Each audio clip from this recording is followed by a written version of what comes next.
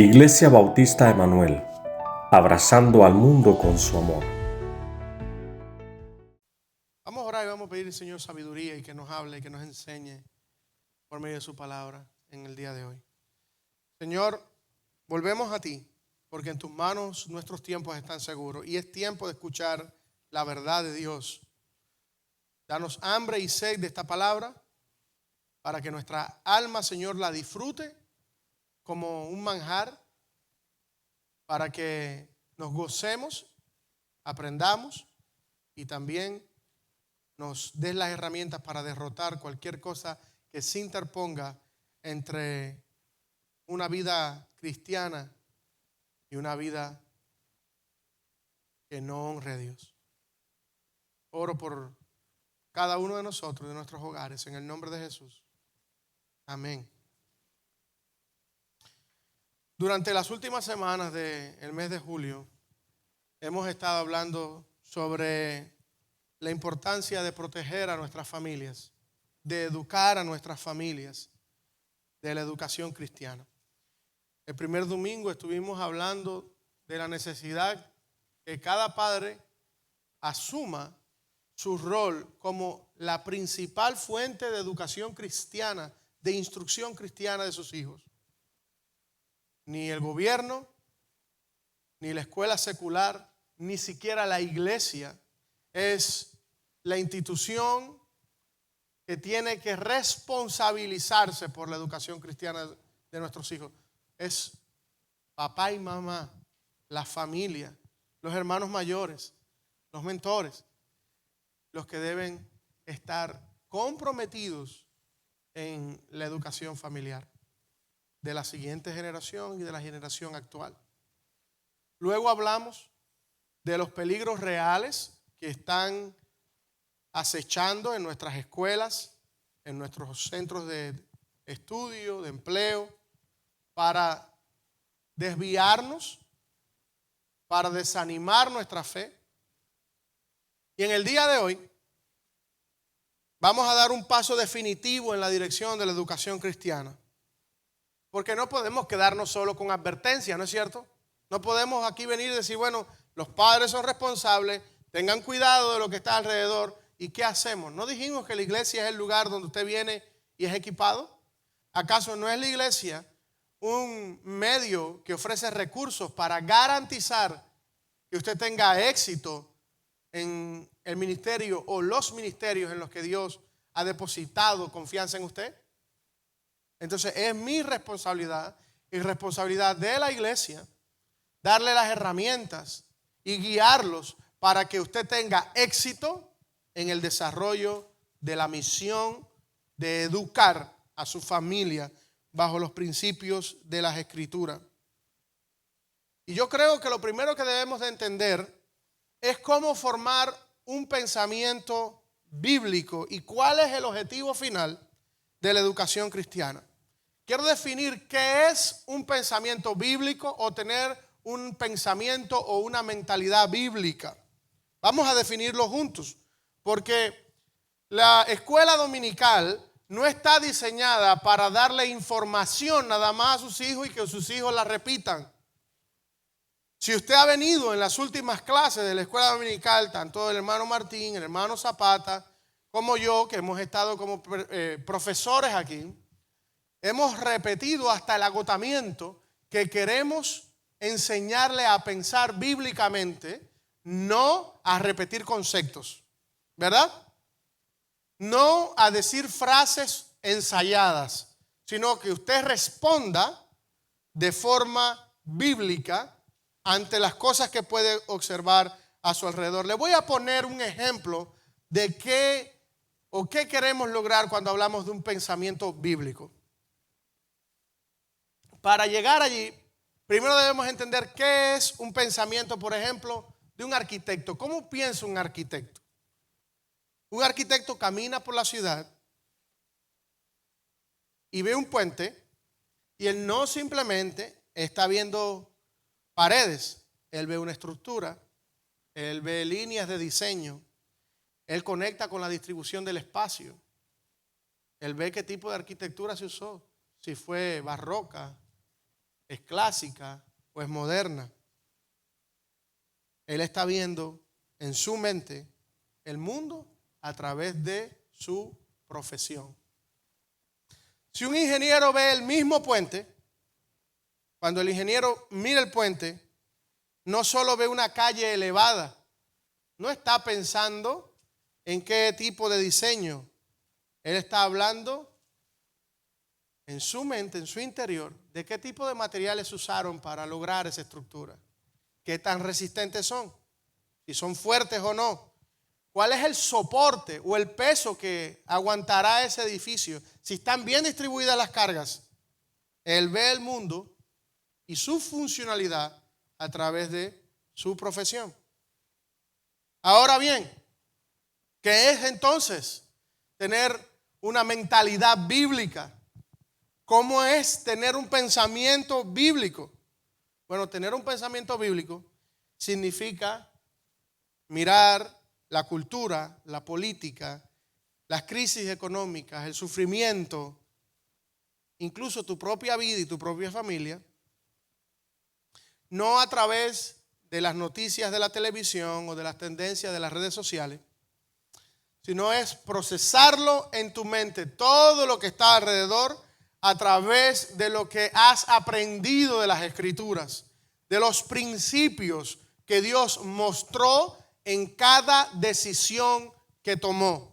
No importa lo difícil o lo grande que fue la decisión, ¿qué principios está detrás de eso? Por ejemplo, cuando nosotros vemos en el Antiguo Testamento que el pueblo de Israel envió a 12 hombres para que revisaran la tierra que Dios les había prometido que debían tomar y poseer y vivir allí. 10 de esos hombres vinieron con un pensamiento realista de lo que estaba pasando y dijeron que todo era difícil, murallas, ciudades amuralladas, ejército fuerte y grande, hombres experimentados en combate. Pero esos 10 añadieron algo, añadieron la cosmovisión y el pensamiento que tenían a esa visión. Y dijeron, no podemos ganarle, no podemos poseer la tierra. 2 de ellos dijeron, sí se puede. Contaron la misma historia y dijeron, es cierto, las ciudades son amuralladas, también los hombres son grandes y fuertes y experimentados en combate. Sin embargo, si Dios nos prometió, Dios va a cumplir eso en nuestra tierra. El pueblo, ¿a quién usted cree que le hizo caso? A los 10 que vinieron con una cosmovisión diferente. ¿Cuál fue el resultado? El resultado fue que estuvieron toda esa generación frente a la tierra que Dios le prometió y se devolvieron y estuvieron 40 años hasta que murió toda esa generación, menos estos 2 hombres y sus familias, sus descendientes. ¿Cuál es el pensamiento bíblico que podemos absorber de esta historia? Cuando yo miro esta historia,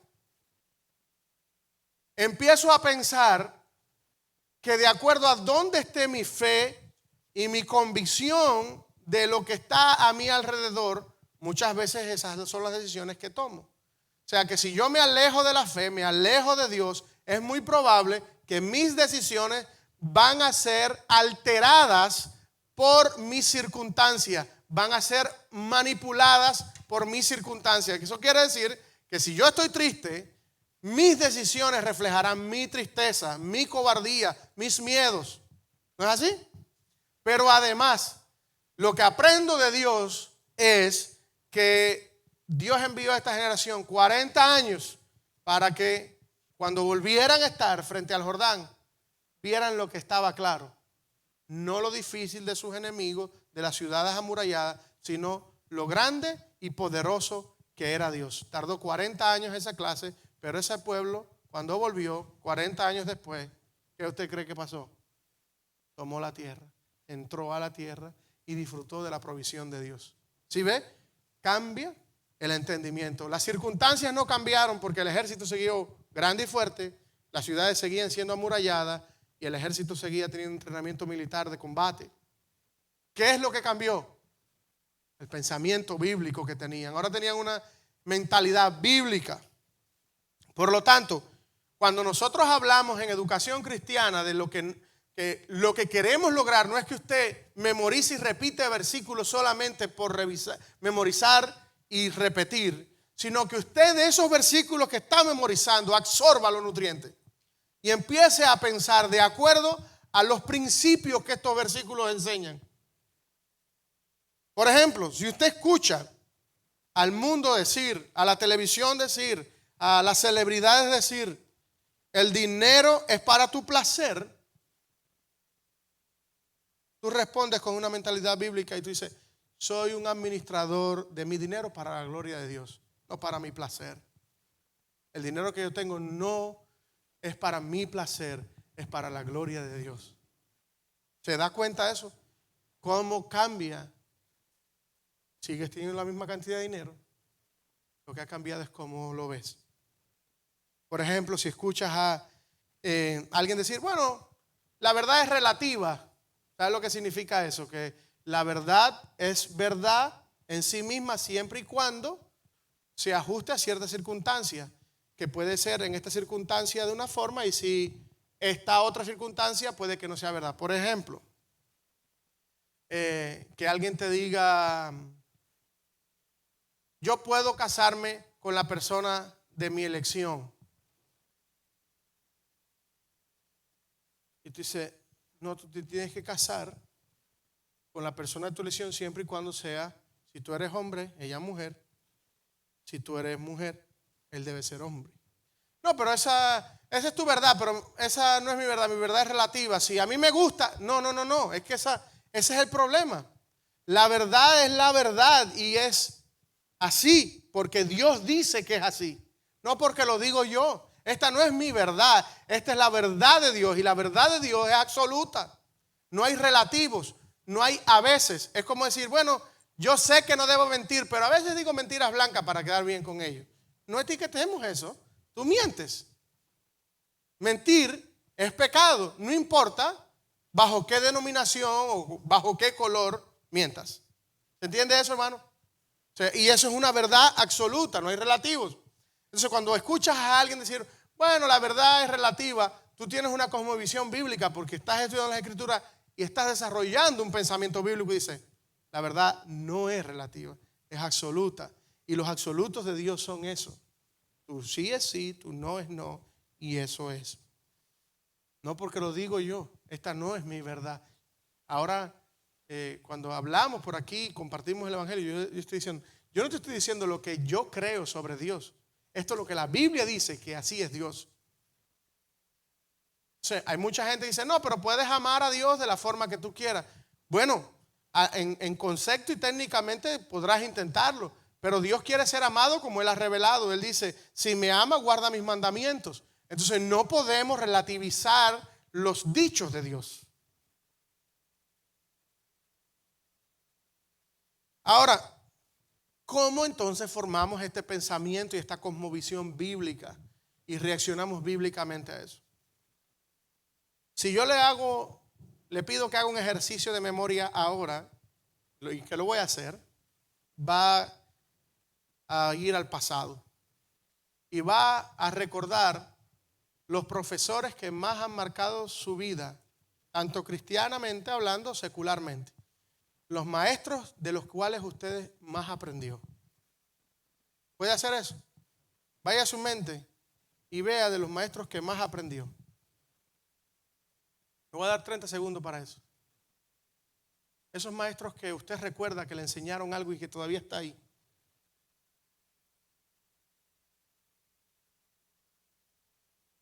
Si hace ese ejercicio, es muy probable que se dé cuenta que de los maestros que más aprendió no necesariamente eran los más inteligentes o los jefes del departamento o unas eminencias.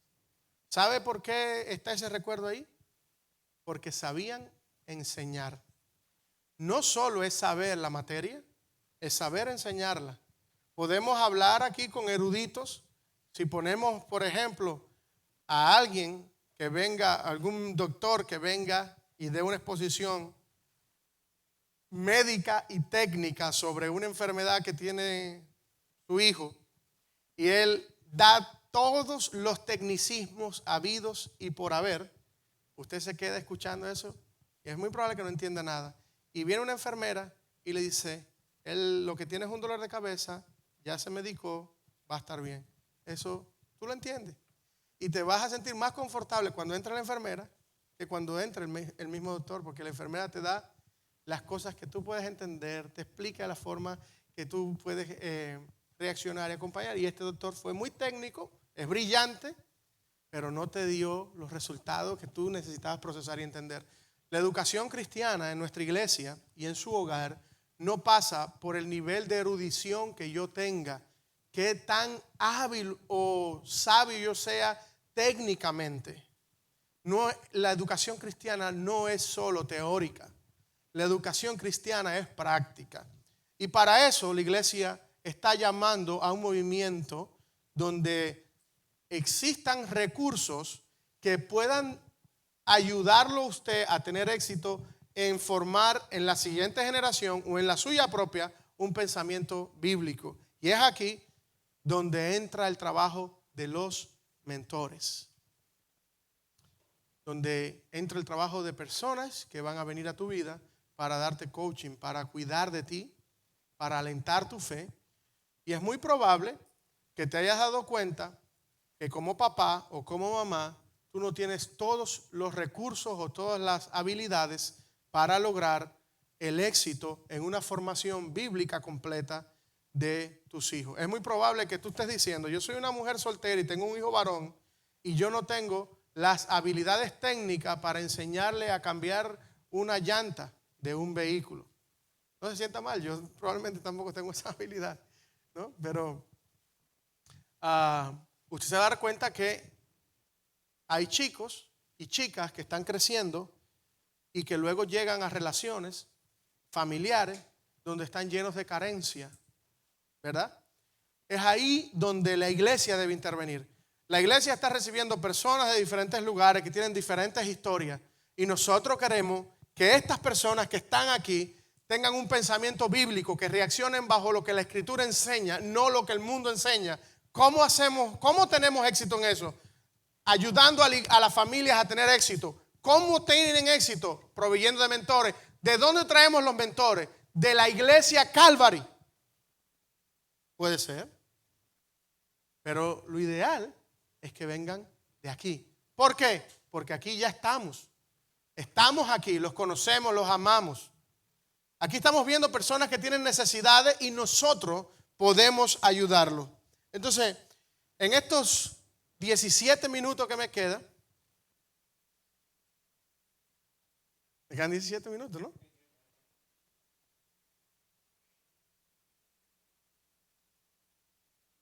Amén.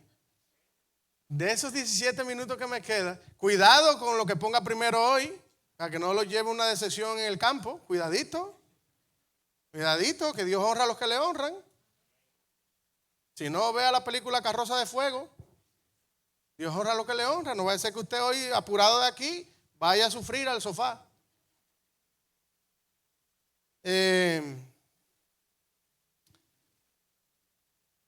Hay algunas ideas que a mí me gustaría que pudiéramos comentar sobre el mentoreo y esto es algo que a partir de agosto vamos a pulir. Pero hay algunas cosas que yo quiero que usted escuche porque hay mitos sobre el mentoreo que necesitamos derribar y otras cosas que sí necesitamos construir. Por ejemplo, mentorear no es dar una clase, es encarnar la vida de Cristo. Juan 1:14, ¿qué dice? El verbo se hizo carne y habitó entre nosotros, ¿verdad? Y el verbo se hizo carne y habitó entre nosotros. Dios no mandó un folleto de instrucciones, ¿o sí lo mandó? Dios mandó a un mentor, a alguien que modeló la vida, Cristo. Vieron cómo oraba, cómo manejaba el cansancio, cómo manejaba el llanto y la tristeza. Jesús dice en las Escrituras que lloró y ese es el versículo más corto de todas las Escrituras. Jesús lloró. ¿Por qué está ahí? Para demostrarnos que tenía emociones, que era un hombre, que sufría, que le dolía, que le importaba. Y ahí aprendemos. ¿Qué hizo Jesús cuando lloró? Tuvo compasión de la gente que unos días después lo iba a martirizar. ¿Y cómo reaccionó? en la cruz. Padre, perdónalo porque no saben lo que hacen. Eso aprendemos del llanto de Jesús cuando ve la ciudad. ¿Se da cuenta?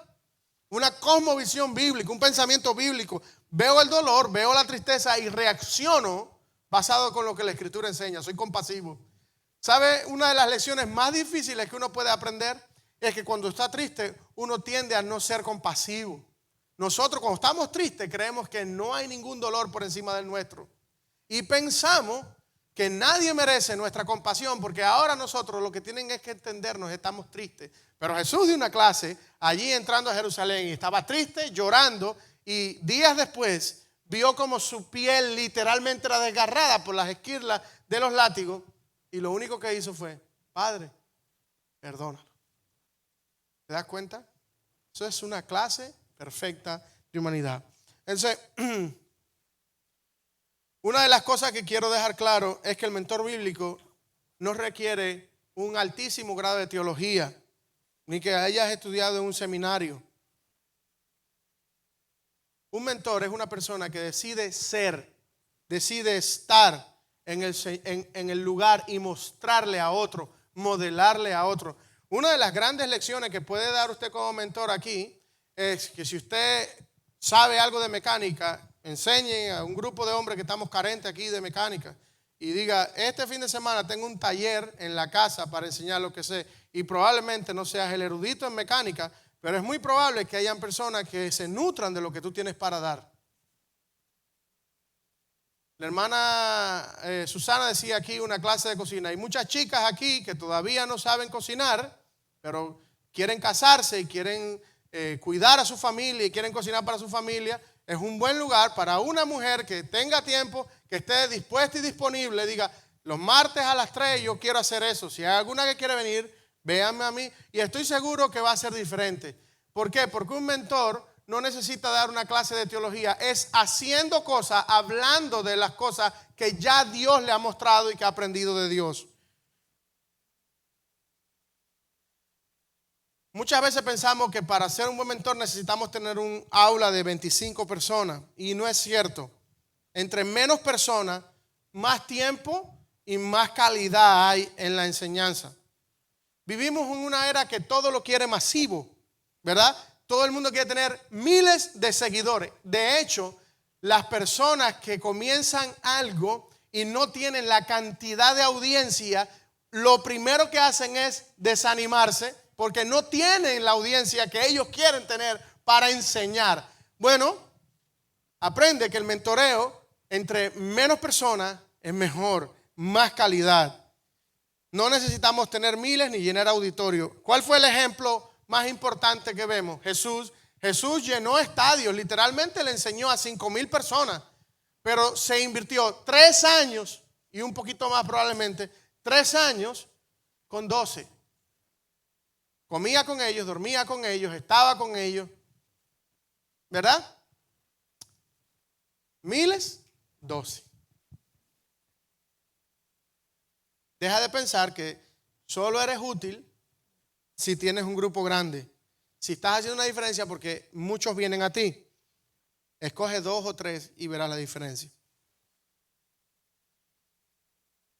Bueno, a veces lo que necesitamos también entender, y esta es la otra idea que me gustaría hablar, es que el mentoreo ocurre en el camino cotidiano de la vida, en nuestro contexto. Muchos hermanos maduros dicen, y lo he escuchado en esta iglesia: no puedo ser mentor porque no tengo tiempo para preparar las lecciones. Pero el mentoreo bíblico, hermano, no ocurre en un aula con pupitres alineados o con sillitas y todo. De hecho, yo he conocido gente que no se siente atraído por ese sistema de enseñanza.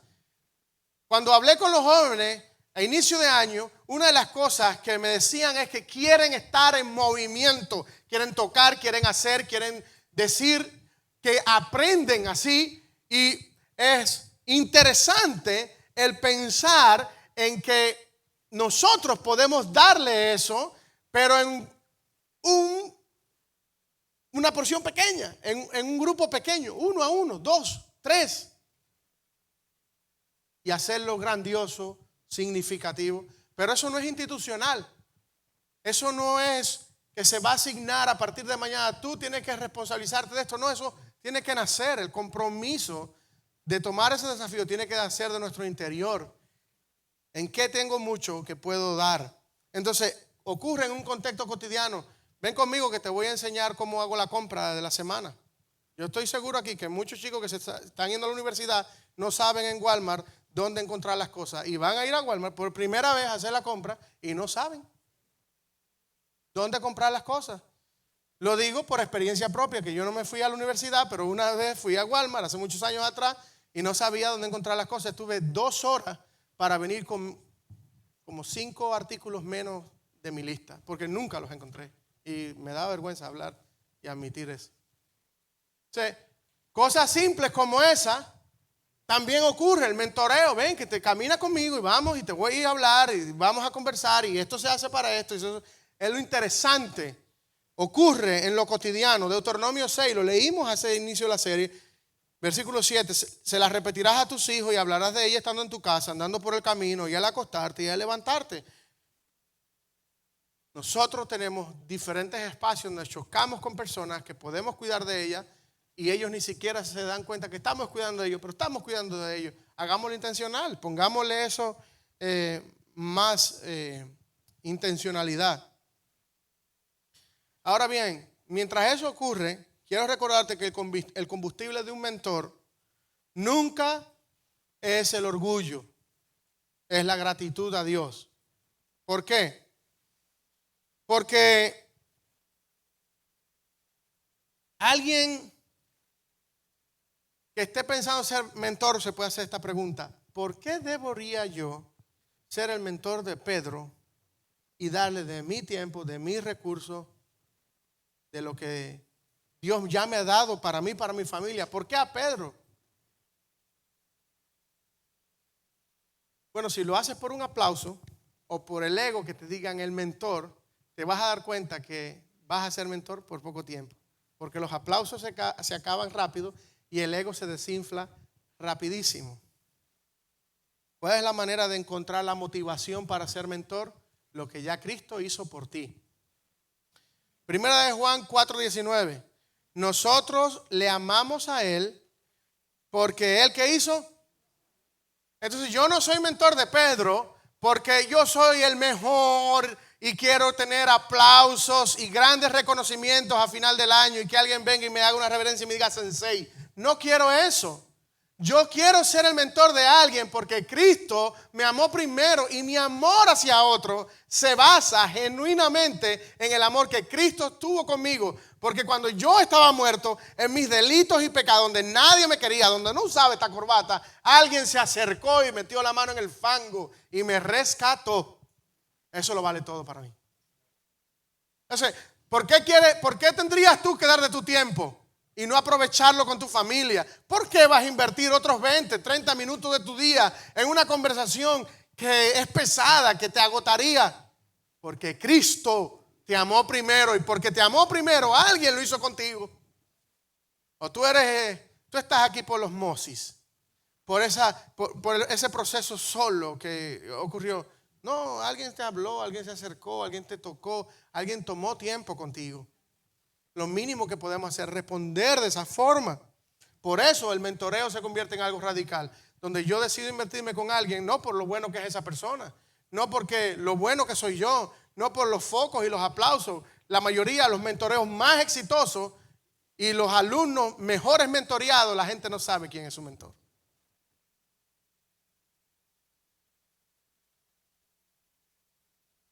Por último, el mentoreo exige un pacto de multiplicación. Un grupo de mentoreo y los estudiantes que tienen un mentor no están en un club social. Es un centro de entrenamiento.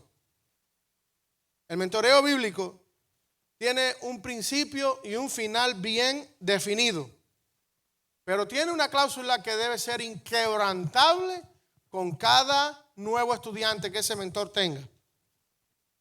¿Cuál es? Segunda de Timoteo 2:2. Lo que hoy recibes por inversión, mañana tienes la obligación de invertir en otros.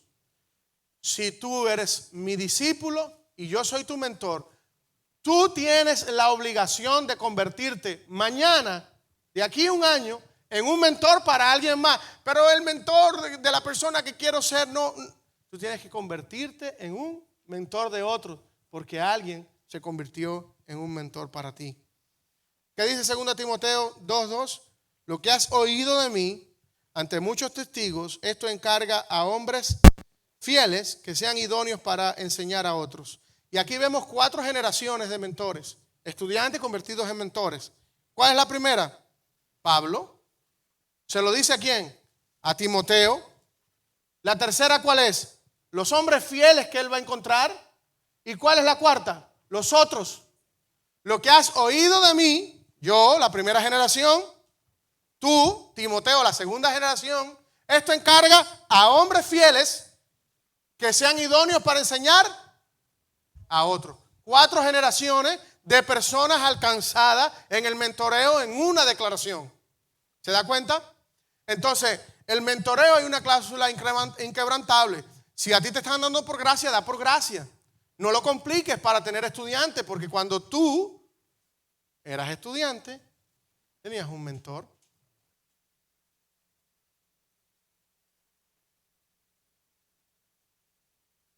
¿Por qué le damos tanta importancia a este tema? ¿Cuál es el resultado de lo que queremos lograr? ¿Dónde está? La Biblia nos muestra lo que pasó cuando se perdió la confianza en el mentoreo.